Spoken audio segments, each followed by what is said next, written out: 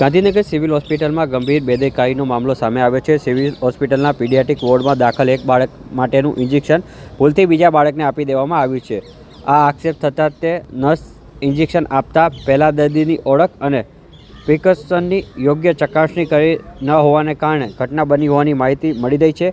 બાજુના બેડમાં દાખલ બાળક માટેનું ઇન્જેક્શન અન્ય બાળકને આપી દેવામાં આવતા સમગ્ર મામલો સામે આવ્યો છે। સમગ્ર ઘટનાની જાણ થતાં આરએમઓ સુધી મામલો પહોંચ્યો છે। પરિવારજનોનો આક્ષેપ છે કે તેઓને જે છે પોતાના બાળકને જે ઇન્જેક્શન આપવામાં આવ્યું છે ત્યારબાદ લેખિત જે છે તે ખાતરી આપવામાં આવે તો પણ કોઈપણ પ્રકારની ખાતરી ના આપવામાં આવી હોવાની 14 ઓગસ્ટના સાંજે 5 વાગે પરિવારે આક્ષેપ કર્યો છે। મારું નામ સોનલબા બળવંતસિંહ ચાવડા છે। અમે પેતાપુરના રહેવાસી છીએ। મારા બાબાને અહીંયા એડમિટ કર્યો છે। એનું નામ રુદ્રરાજસિંહ બળવંતસિંહ ચાવડા છે। મંગળવારના અમે એડમિટ છીએ। મંગળવારથી લઈને અત્યાર સુધી એને કોઈ જ બાટલો નહીં કે કોઈ જ બીજું એ નહીં, ઇન્જેક્શન નહીં, ખાલી દવા અને સિરપ 2 જ વસ્તુ આપે છે।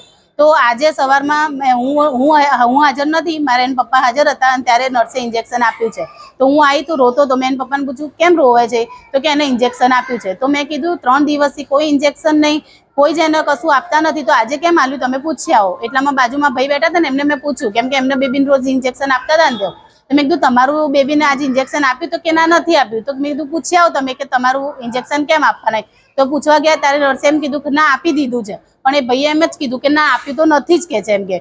પછી એને પપ્પાને કીધું તમે પૂછી આવો શેનું ઇન્જેક્શન આપેલું છે એમ। તો પૂછવા ગયા ને તો કે ભૂલથી અપાઈ ગયેલું છે એમ। પહેલાં તો નર્સને બોલાયા ઘરેથી, નર્સને પૂછ્યું કે ભાઈ તમે ઇન્જેક્શન શેનું આપ્યું, તો કે મેં ઇન્જેક્શન એને આપ્યું જ નથી, હું ખાલી જોતી હતી કે પુશ કરતી હતી કેમ કે નસ ચાલુ છે કે બંધ છે એની એમ। તો પછી 10 મિનિટ પછી એને ભૂલ સ્વીકારી કે હા મેં આપ્યું છે ઇન્જેક્શન એમ। તો પછી મેં એમ કીધું તમે લેખિત આપી દો કાં તો મને પછી વિડીયો ઉતારીને આપી દો કે હા મારી ભૂલ થઈ છે અને આ રીતનું છે અને કંઈ બી થશે તો મારી જવાબદારી। પણ કોઈ અત્યારે કશું જ એ કરવા તૈયાર નથી। તો મારા બાબાને કાલ ઉઠીને કંઈક થાય તો જવાબદારી કોની, એ લેખિત આપવા તૈયાર જ નથી।